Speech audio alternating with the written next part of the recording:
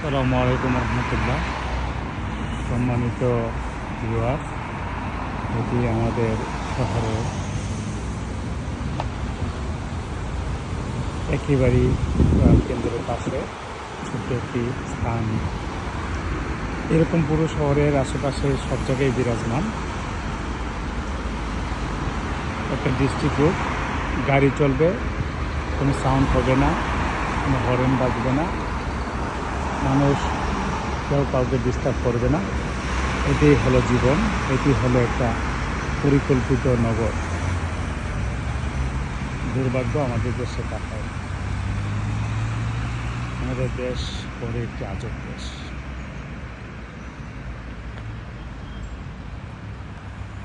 পাশে আবার টেবিল দেওয়া আছে, টেবিলে বসে করে